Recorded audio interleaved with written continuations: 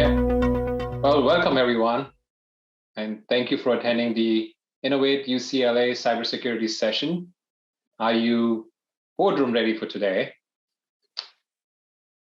There are three things that are certain in life: taxes, inflation, and cybercrime. So that's what we're here to discuss. And October is also Cybersecurity Month. It's a perfect topic and it's top of everybody's mind. Before we start, I'd like to thank Evotech. Evotech is sponsoring the event, and Evotech is a premier cybersecurity consulting company based on securing public clouds and on-prem operations. They serve a multitude of businesses such as oil and gas, manufacturing, financial services, biotech, and media entertainment. I'm engaged with Evotech, and I'm really thankful that they're sponsoring the event. Our event sponsorship is key to making such great audiences and also events overall happen during the year. And we are a nonprofit organization, so what the sponsors put in goes back to the members. A little bit about, before we start, about Innovate at UCLA. Since we have some guests, I see a lot of friends, and we also see some guests in the audience. Innovate UCLA has been around for 40 plus years. I personally been on the board since 2013 and been associated since 2009, actually. So a long tenure.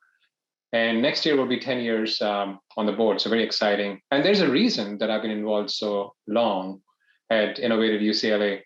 I do believe our programs are very different than the generic conferences that you attend. As practitioners, that such as myself and others on the board, we have a unique network of UCLA and IT executives that we can tap on for a variety of topics. And we have many networking events. So it's almost like a family. We get to know each other well. And so if you want to connect with the best and learn from the best, learn more about UCLA and join UCLA Innovate or Innovate at UCLA. And with that, let's dive in and make good use of your lunch hour. And hopefully you have a brown bag to chew on the food and on our conversations as well. So we have a great set of panelists, and maybe Pablo, if you can switch to the next one. So we have a great set of panelists today, and I'll have them introduce themselves as I call out their names. So the way the session is going to go, we're going to have a panelist discussion for around 30-35 minutes, and we'll leave the last 15 minutes for questions from the audience. And I'll be monitoring the chat as well as Pablo. So if you have any questions as you're hearing from the panelists, do put it in the chat or in the open Q&A sessions. Feel free to speak up. So first, a quick introduction about myself. I'm the panel moderator today. Bhupesh Arora. I'm the vice chair at Innovate at UCLA. And I'm also the VP and the CIO at Magellan Midstream Partners. So Magellan Midstream Partners is an oil and gas company. It's a publicly traded partnership. You can find us on the stock exchange. And we primarily distribute, store, and transport petroleum products, whether it's refined fuels or crude, and also some alternative fuels too. And so today's topic, again, is extremely relevant for me. And I think personally, I'm very passionate about this topic. I present to the board every quarter. The board and our board is very engaged, like any other board, with critical infrastructure for the nation. So they always want to know what's the progress and also the future on how cybersecurity can help the company for the future. So now onto the panel. I will start with Trina Ford. When I spoke with you, Trina, first, I was amazed with your background and board experiences. So with that, can you please introduce yourself, the summary of your background and where you had some board experiences? And with that, also talk about what's top of mind, the board. So I'll hand it over to you, Trina. Absolutely. Thank you for having me. Good afternoon for most of us. My name is Trina Ford. I'm the CISO at AEG Worldwide, which is we're one of the leading sports and live entertainment companies. I'm currently, as was communicated, I'm the Chief Information Security Officer For AEG, I actually have HRIS as well as governance, risk, and compliance under me as well. I've been in this space for over 20 years. I won't date myself too much. Building information and cybersecurity programs, compliance, risk companies or risk programs for Fortune 500 companies, both public and private. I've been in many different industries from retail, hospitality to financial services and entertainment. I have held many different titles. We won't get into that, but I've absolutely held responsibility for reporting to and advising boards, clients, and senior business executives. Most of my experience, and it really depends on the type of program and what's going on at that time with cyber events or what's in the news. But most of my experience has come from reporting from, let's say, in the public side or the private side, what's new, what's going on today. That's what the board is interested in knowing. They want to understand, to Bhupesh's point, how well we're doing. How is this aligning to our cyber risk, and how are we stood up to defend against what's going on? So I've had to report to internal boards where you have to help them understand the importance of cyber in their roles. And I've also had to report to the board of directors where you have other leaders, CEOs sitting on the board, and I had to understand their background. So when I say that I've had experience from where the program is mature, down to where the program is more compliance based and having to report to the board, I've done that. I've done it all and checked all those boxes. And it's the luck of the draw what they're interested in, I will say. So sometimes they're interested in the strategy. Sometimes they're interested in current state and where we're taking them target state. Other times they're interested in the cyber attacks that are going on and the exposure that we have and what we're doing to defend against it. And there's other times when they just want me to help them understand where we are above or below the line and do I need their help. So it's truly depending on the feeling of the day. Yeah, it's very dynamic, Trina. So thank you for the background. I'd like to follow up with one more question.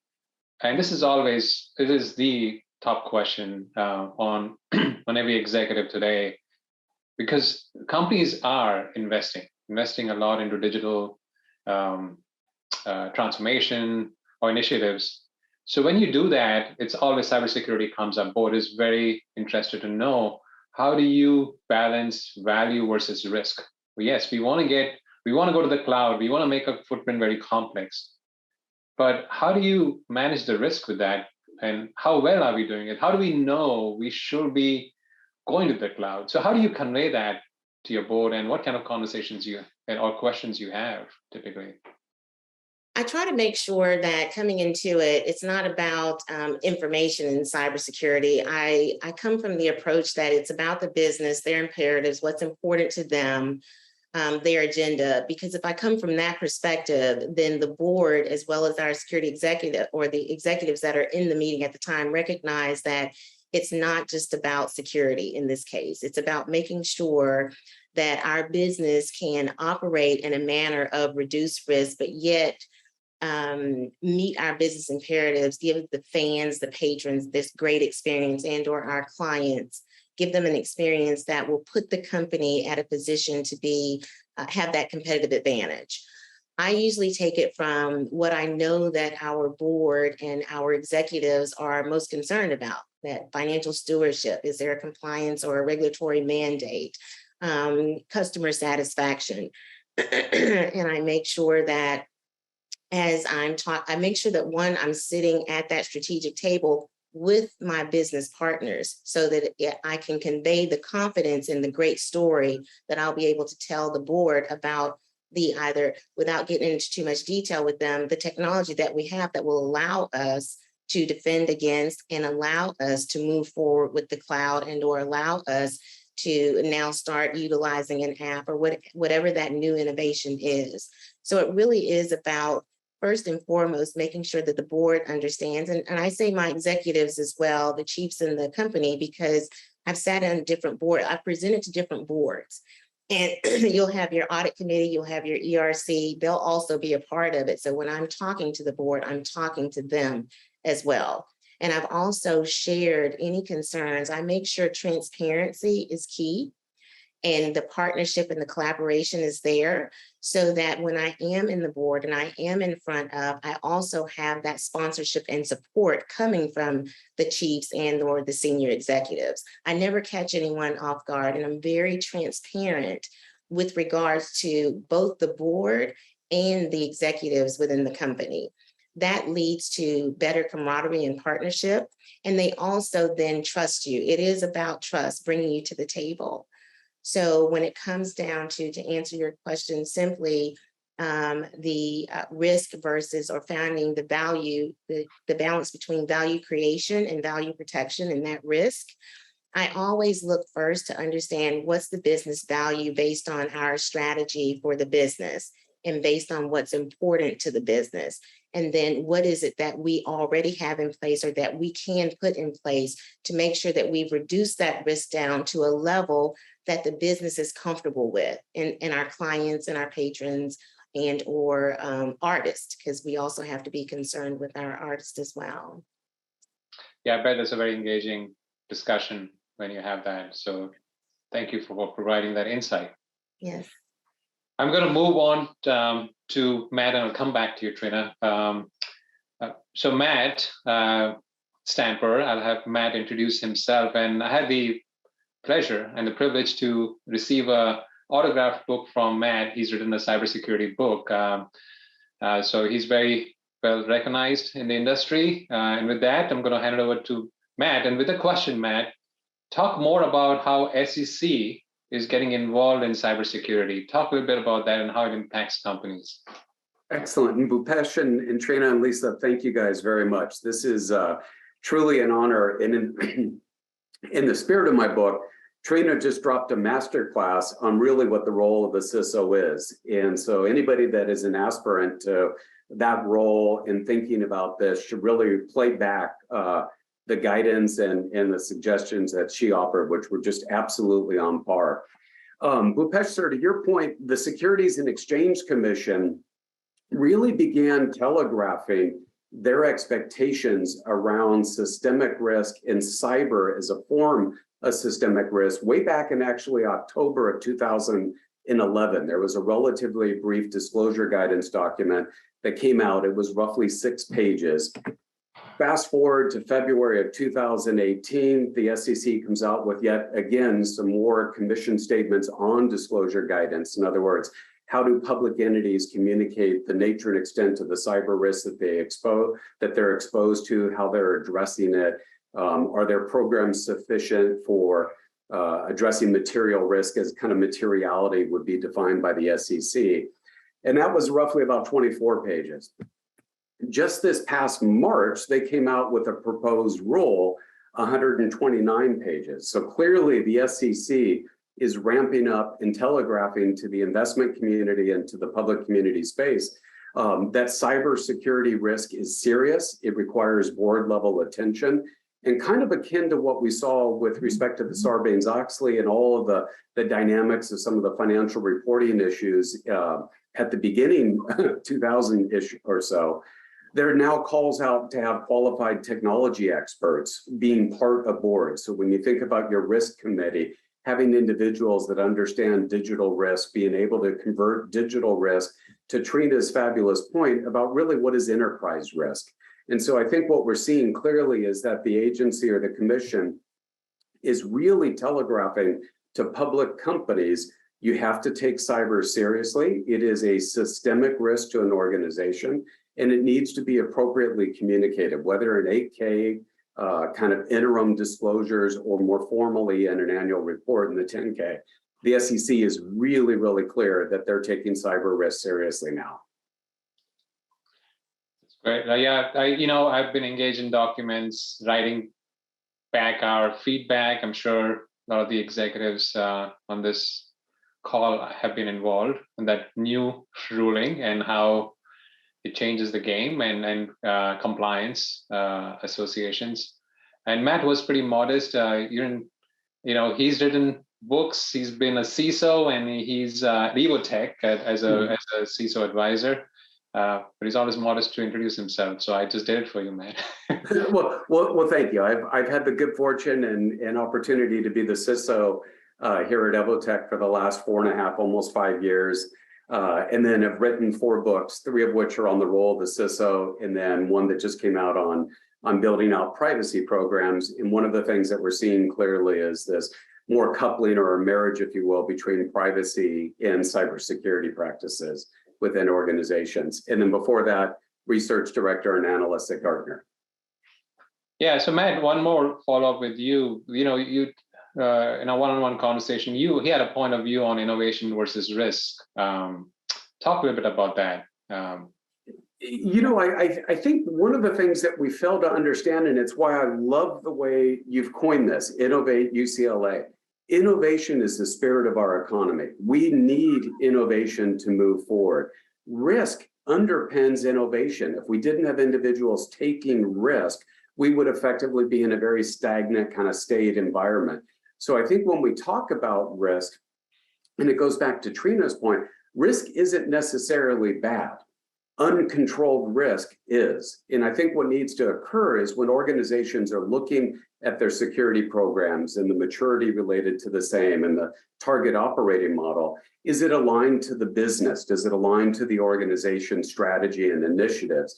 And then thinking through what are appropriate mitigations to bring whatever that risk is in to an appropriate level of tolerance for the organization. So I view risk in many cases is a very positive thing. We need that risk to drive innovation. And in fact, one of the things that we're seeing with a number of organizations is that the security tools and applications that they've used to try to mitigate these risks, older approaches are effectively starting to fall over. They're too long in the tooth.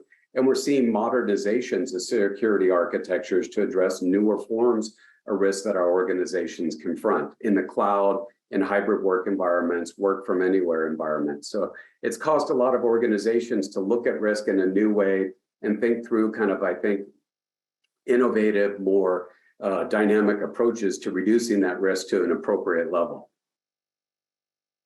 Yep, I will agree. I think there's definitely that part. And also there's a part where in the end of the day, it falls on CISO to make sure we're secure in the end. So it's a tough position to be in, a very, very tough position, and be on top of the game. So, but I agree with the viewpoint as well. I'd like to go to our distinguished third panelist, Lisa Caswell. I'd like Lisa to introduce herself. She's got an amazing profile, and when after introducing yourself, Lisa, please do answer one question. What are the profile characteristics that you look for in a board member or tech leader? So if you don't mind answering that as well. Perfect. Lisa Caswell, I sit in Spencer Stewart. I actually lead our IoT practice. I also sit on our enterprise software team and our CEO and boards teams, at which point I cross industries quite a bit. I do a lot both in tech and industrial tech, probably most of all when I'm doing that board work. Today, I like to call it a Silicon Valley mutt for sure. I have been at companies such as Apple and Ariba and 11-person startups, and I sold my company when I was a CEO to Siemens and ran it wholly owned under Siemens. So I've worked at the largest company in the world. And my only claim to fame in all of that and sitting in Silicon Valley is that they are all still in business today. And I even checked this morning to make sure that was still true. That is in fact the case.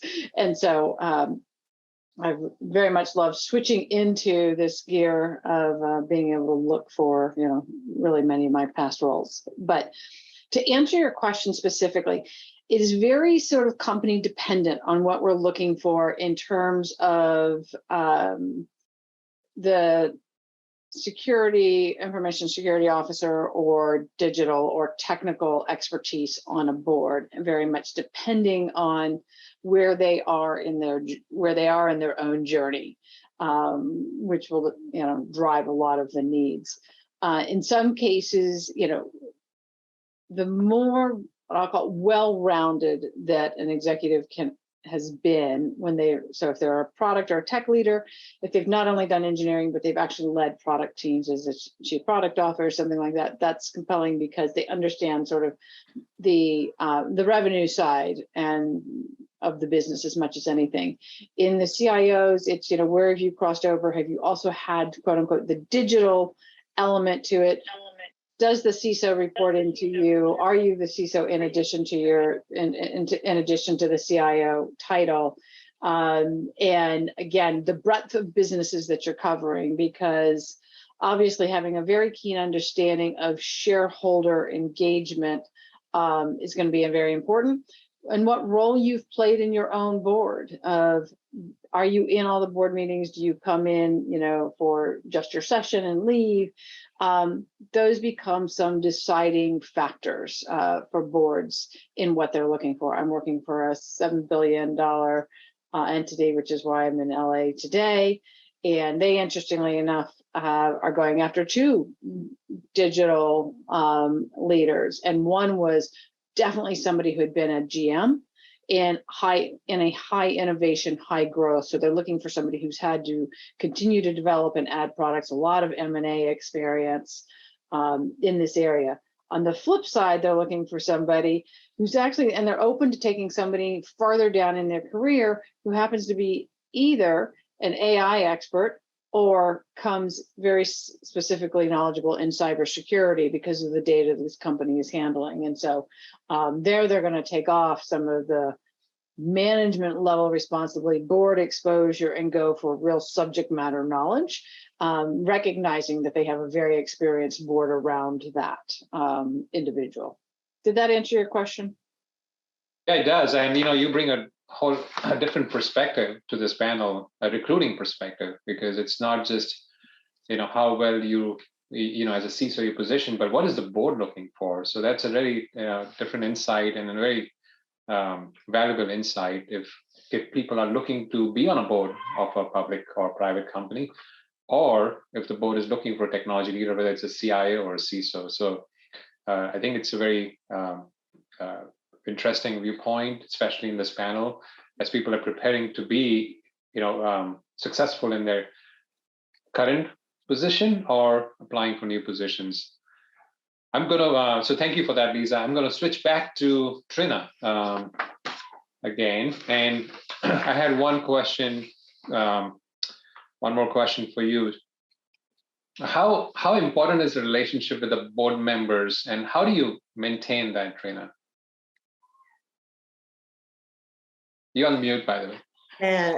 So the relationship with the board members, from my perspective, is very important. Again, it's going to be based on the type of board. Like currently, I report into our Office of the Chair. They're internal. They're all of our chiefs. And it's very important to establish a relationship of trust and credibility and brand building, believe it or not, with the board, because they are looking to you as the expert, regardless of reporting structure. If something happens, they want to know that you are on top of it, you have a good story to tell, and there's confidence in you that they have, and you're conveying that confidence. On the other hand, I've also reported to boards where I mentioned earlier, where most are from the outside, some are internal. In cases like that, it's good to scan the room. At that point, I was in front of them, but I've also been on video, of course, during the pandemic. But it's good to scan the room, see who's acknowledging, see who's really interested, watch who's writing. And I would make a point to go up afterwards to introduce myself and let them know that I'd already cyber stalked them. That's pretty good. You know about their background, you know what's important to them, you know what they're bringing to the table. So that also helps to build the rapport with the board, because each time that you're coming in, at least for me, I have butterflies. I'm not sure which way they're come from, but I try to smile. I want them to ask questions, of course. I've learned a lot of lessons reporting to different boards, because they are all different. They do have different focuses and concerns. And you just have to make sure that you're thoughtful in your presentations to them and that you understand that. Did I answer your question? I think you did. I think you did, Trina, and just based on my personal experience, is extremely important. It's vital to your success as a CISO or CIO. And if you get some value time with the board members, spend it. Yep. Even though you may feel a little intimidated because they're all high-profile executives, whether they run mostly been CEO of companies, founded companies, do that. And I'll give you my personal experience from 2 weeks back. I was on a flight back to LA, and guess what? A board member was sitting next to me on the plane, and used those 3.5 hours to know everything about him. Right. So that time is never going to come. Right. And that's so critical. So it's just not about presenting your content, but understanding board members and getting to know them at a personal level and professional level is vital to the success. Just so you're right on. So then, and letting them get to know you as well, because that helps to build that confidence in you. I've had a board member reach out after the fact because of something at their company, so to speak. So you build that rapport, you build that credibility with them and the brand. So I absolutely agree. Yeah. I don't know whether, maybe 10 years back, I stopped having one boss. I feel I have like 10. So exactly. Yeah. So board members are definitely your bosses. Yes. And so continuing with you, maybe one more questions. So maybe you already answered that, maybe add on to it. What are your learnings to have, or experiences to have an effective board discussion? Like what would you tell people? Here's some best practices for a good board discussion. I can tell you my lessons learned. I have some skid marks. But I think having a really effective board discussion is part of the researching and understanding who's sitting on your board, recognizing what's important at that time. So be prepared. If there's some cyber incident, cyber attack, something in the news, be ready, because the goal here is they watch the news. They're on the internet. So it will come up, and just be prepared to talk to that from the perspective of if there is exposure, what we're doing to either mitigate that exposure and or what we have to defend ourselves against, because that's what they're going to be interested in. Also, making sure that you are conveying to them, you understand where we are as far as cyber risks within the company and how you are aligning to that. Again, where the exposure is, what we're doing to defend against, and where we are as far as our program. That transparency is definitely key. And being able to, again, we never want to throw our bosses under the bus. That's not it. But you do have to be able to articulate where that program is transparency, from a transparency perspective, because your board is actually there and there's that sense of responsibility. So they want to understand how they can help you, so to speak. I had a lot of lessons learned, the transparency, and making sure too that it's about the business. What I found is going in talking about, cyber in itself. I agree with Matt wholeheartedly that you have to come in from the perspective that we understand we're running a business. Here's how we're aligning to make sure that we're helping to meet those business imperatives. This is how we're spending whatever the budget is that we have, because I've had a board that's been interested in whether we have enough budget, where we find some of the challenges and what is it they can do. So I'm prepared to answer that based on aligning that to where our business is trying to go and what our roadmap looks like, current state, future state, long term.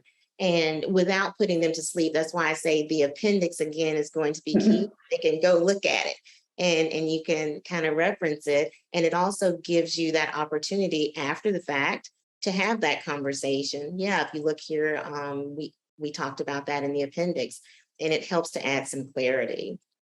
I have a lot more lessons learned, but I don't want to embarrass myself. But that's pretty much how I approach it and making sure.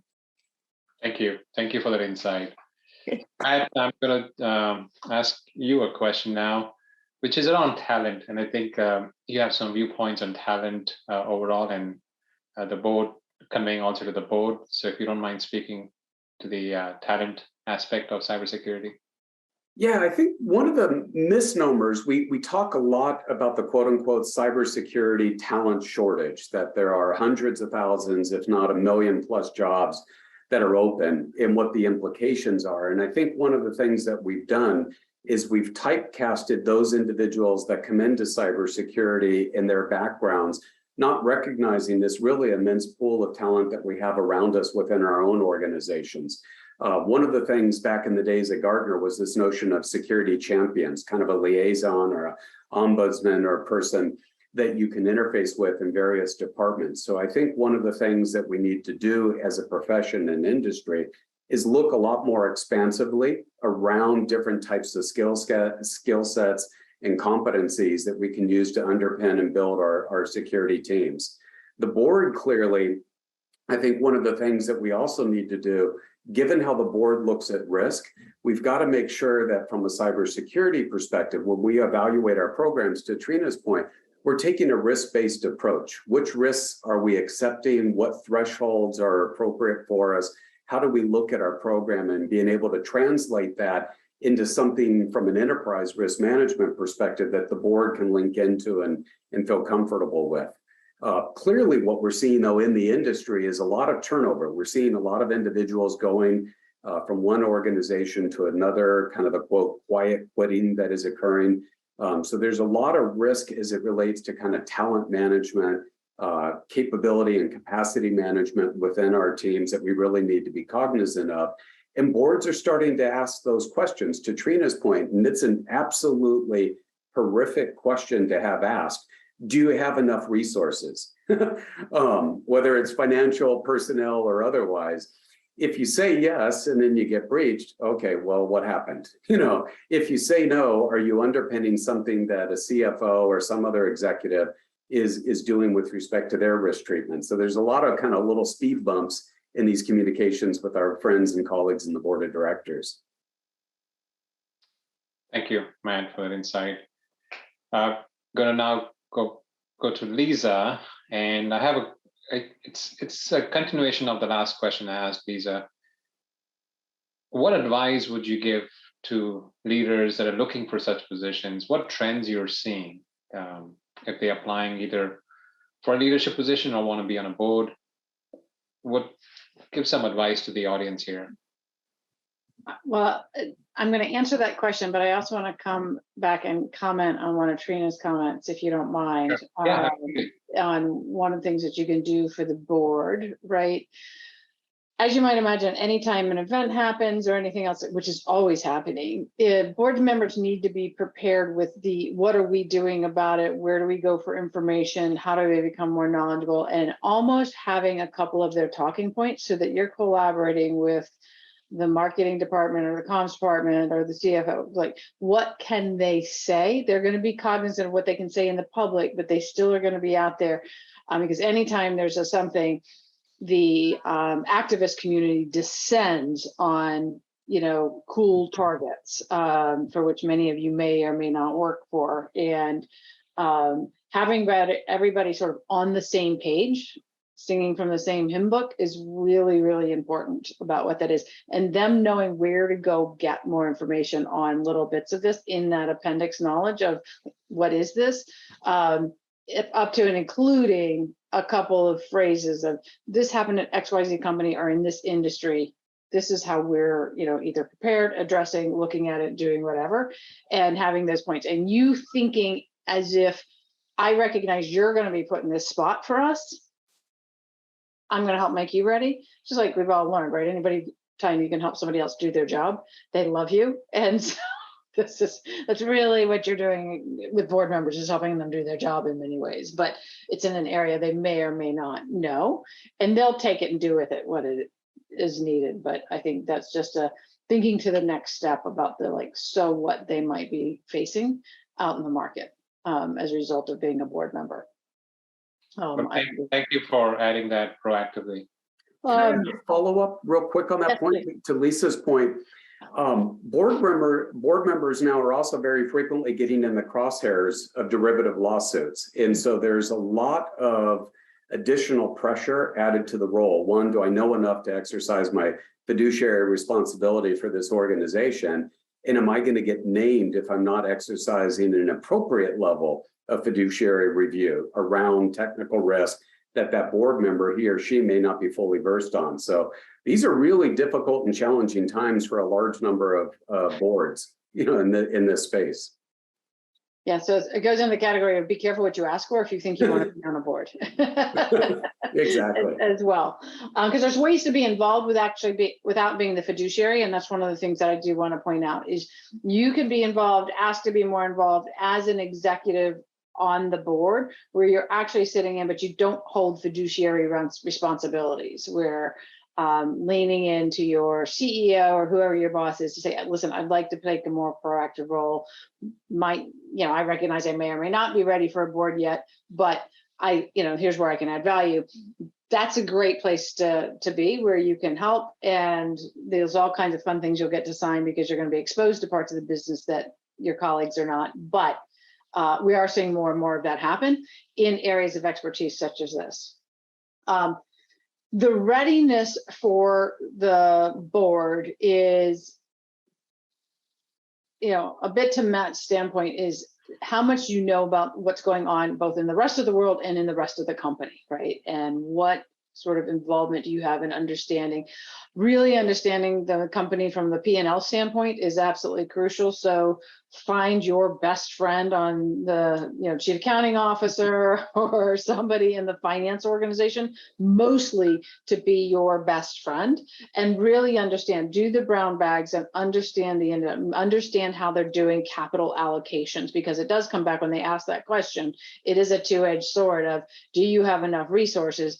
And you could really walk into a mucky swamp that you didn't realize by trying to answer honestly what that means, because you could accidentally throw your CFO under the bus. You could accidentally, your HR team's out of whack. Like all kinds of things can happen, and you were just trying to do the right thing and help your boss by like, oh, maybe they can give us more resources. Well, they don't allocate the money at the end of the day. They do challenge the executives to that.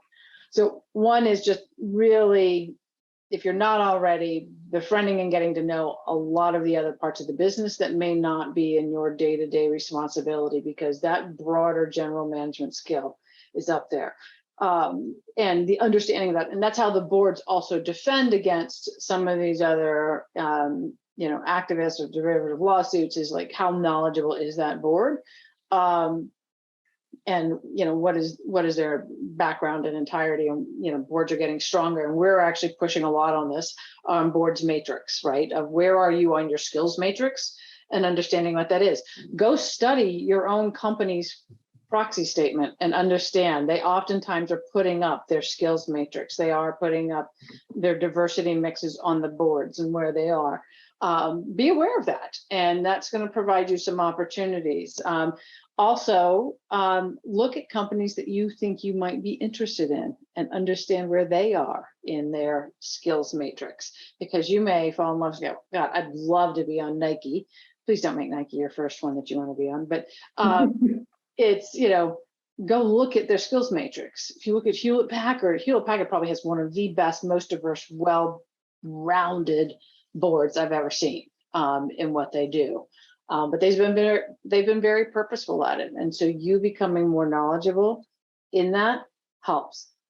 The board's classes that are out there through Stanford and Harvard and, NACD, which is the National Association of Corporate Directors, they're great. And they're great for you as individuals to understand and have a perspective of the board role. No board, no recruiting firm gives you any credit for having done that. So it's really for you. And again, valuable if you've not spent a lot of time in the boardroom like Trina, but if you're not going to get extra points. It's competitive parity, not right. Exactly. Yeah. Did that again answer the question? Yes, yes, absolutely. So if I can, if I can take a question from the chat, and maybe Lisa, you think you already responded, maybe elaborate on that. And the question was for the panel from Steve Schwartz. How concerned are the boards with including cybersecurity in companies' ESG strategy, considering the effect poor security can have on the organization's stock price and public image? And Lisa, you commented, maybe you can elaborate a little bit on that. Yep.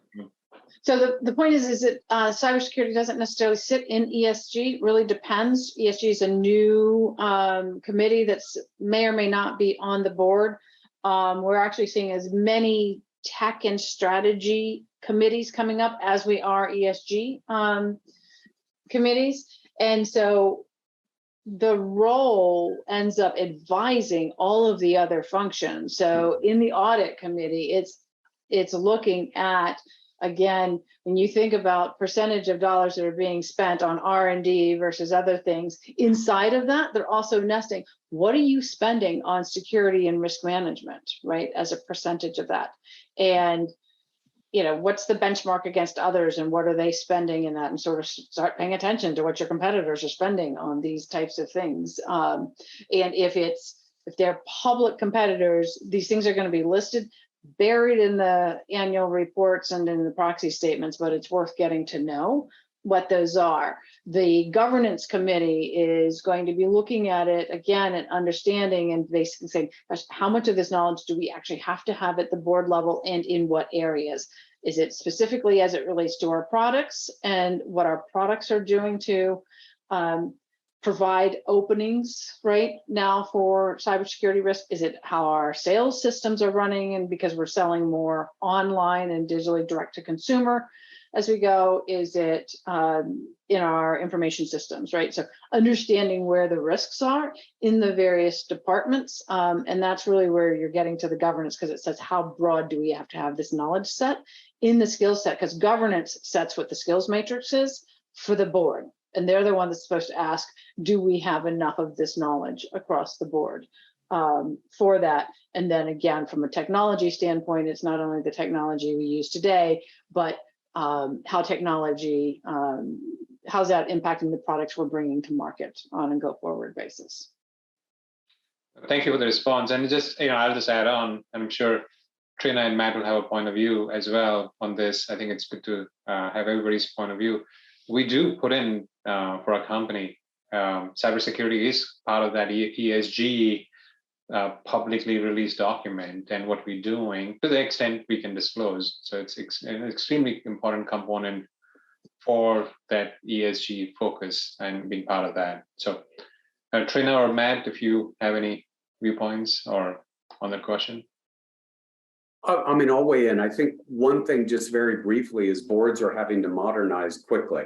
We saw this, with all the scandals in the Enron era and in that, where we didn't have a level of financial expertise on many boards, to now we're seeing the evolution of new committees, risk committees that are not focused just on financial reporting risk, but broader forms of systemic enterprise risk, cyber risk, things of that nature. So I think the next couple of years, we're going to see the adoption, to Lisa's absolutely. I'm sitting here just soaking up these master classes from Trina and Lisa on this, but we're going to fundamentally see, I think, a really important evolution of boards, more experience, more diversity, more digital diversity within the board around different types of risk that fundamentally, I think, can be systemic in the marketplace. And clearly the SEC is telling us we need to be doing these things and we need to accelerate it. They're not being very subtle in what they're trying to communicate to the market right now.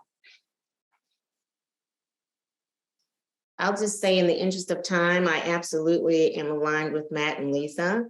I do see that evolution. I do see the changes coming, regardless of whether it's receptive or not. It's going to be required, right? Or it's the way we're going to start doing things. So I'm seeing that as well. Thank you. I'll go to the next question, because a little bit we moved on very nicely to the questions from the audience, which is I'll pick one, which is it common for boards organizations to have a formal rapid response to any type of cyber breach, cyber attack. Seeing this becoming common. So maybe Trina, I'll start with you. What are you seeing? Yeah, I was going to tease about that when Lisa chimed in, because it was a good point. We usually, and what I've seen and what I've experienced is we do have talking points for the board, because normally our board, at least in my experience, but no one can say this out loud, the board meeting wasn't happening at the same time of the cyber breach or the event, right? So I had to work with our executives and comms and PR to come up with the talking points for the board in the event they were anyone reached out to them or they were tapped on the shoulder. So I am seeing that it's just been common practice where I'm from, but I can tell you that I've seen that other members, other CISOs that I've talked to, they're now getting what we call that playbook for the board members. So in the event, because something will happen, and you want to be able to tell that good story, not a lie, just the good story. And that's where most of the board members are coming from when they're talking about that confidence in their CISO. The CISO should be helping everyone to be able to truly understand where we are, and we should be having that good story to tell in the event and when something does happen. So, Matt, you see a lot of clients. Do you consult clients in this space on preparing them for these kind of events? Yeah, I mean, absolutely. I think, at the end of the day, the one area that our security programs are judged by is our incident response and our preparation. And to Trina's point, it takes kind of a whole of enterprise approach from the high level view within the board of directors, preparing them that there is no perfect security, that sadly, a lot of events are going to end up being inevitable despite best efforts and everything. And I think ultimately it's the true test of our security programs. Is our organization resilient? And Trina's brought up the transparency word, and I think that's really critical because, again, the proposed rules from the SEC are talking about the timing of 8K disclosures, and there's nuance. If you have law enforcement there may be some safe harbor as you continue to do your investigations. But it's really a whole of enterprise effort that's coordinated through the CISO. And he or she has to make sure that the organization's incident response program is thoroughly documented, tested, evaluating reasonable responses to things like ransomware, credential compromise, disruptions to services, supply chain risk. In fact, that's probably one area of risk that we don't get into as much as we should, is what happens if our data is compromised with a third-party vendor, a payroll company or a supplier, or something to that effect. And the board needs to be informed of that universe of risk and how prepared and effectively resilient the organization is when confronting that type of risk. And tabletop exercises, everything designed to help build out that muscle memory, is foundational. Yeah, I would agree. And you just answered one question. Is tabletop exercise important? Yes. Yes, I'm sure Trina would say yes, and Lisa would say yes. To answer that question. So they're prepared. At the end of the day, we want the board to be prepared when it happens. And I think you make a good point. I'm sorry, go ahead. I was just going to say, I think, you have to do these things carefully when you bring in the board, but I think there's a number of scenarios where having a member of the board, or at least a committee of the board that's focused on certain types of risk, potentially overseeing or watching a tabletop exercise. It's good information for them, helps them understand some of the pressures and dynamics of dealing with a live response. And so, again, it's a very nuanced topic, but there's value in having board engagement, even at the exercise level. And boards will take on a couple different views of this, in all honesty. Sometimes they don't want to know too much. Yep. In all honesty. Because, again, just because they are financially liable for what goes on. But it's a great exercise internally for anyone sitting in the position of working with a cross-functional team almost on a weekly basis of like, what's the Rubik's Cube of like the message that's feeding of what's going on into this. So it's just always ready. Like, it's just, there's always something of, have we run through like what's happened in the world today? Because you can't stay ahead of the bad guys, right? I've heard this over and over again, is we can't possibly plan for what they're going to do. We can plan on how fast we can enable our response to deal with this. And there's certain things that we're always doing is good hygiene, but you like the bad guys are just too bad and spend too much time like doing destructive things versus you're focusing on making business run and launching great products and doing all the wonderful things you do. But if it's just sort of a muscle memory, whether it's weekly, biweekly, monthly, that you're up to date and that grid is ready, it's a good exercise, again, in thinking board readiness of what might they need to know in these 5 categories. And Matt, you probably teach this or you're involved in this and you're leave behind materials. And so you're probably better to speak to it than I am.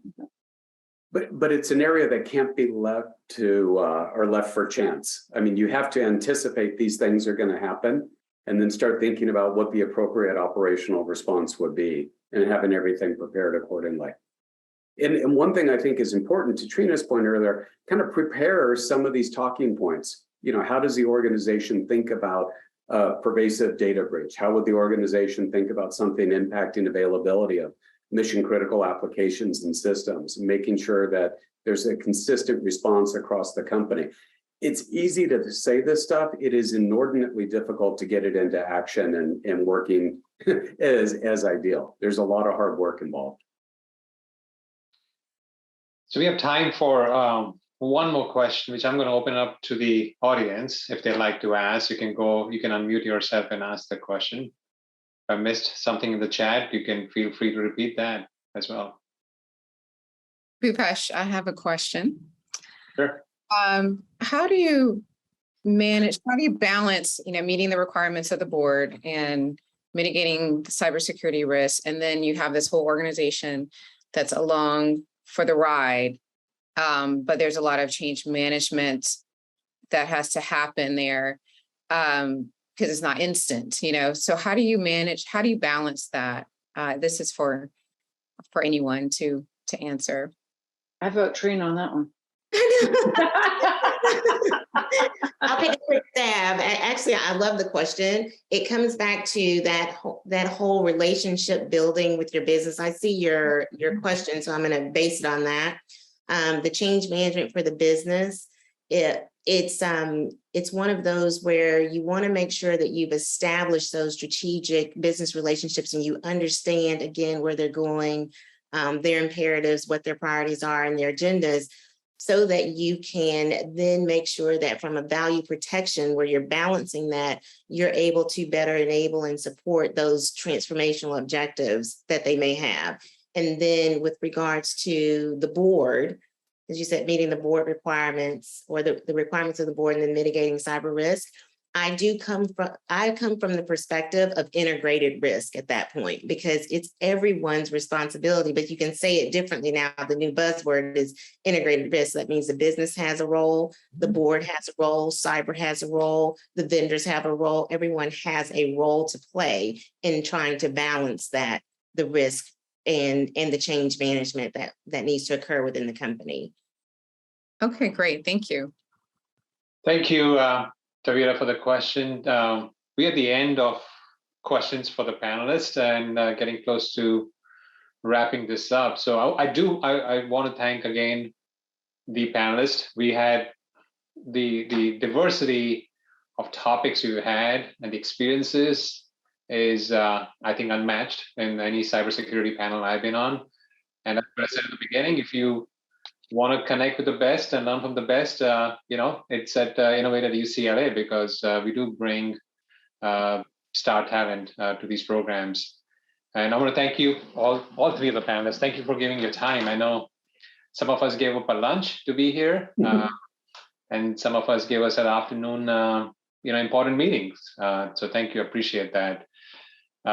Pablo, if you don't mind sharing what's coming up on next for Innovate at UCLA.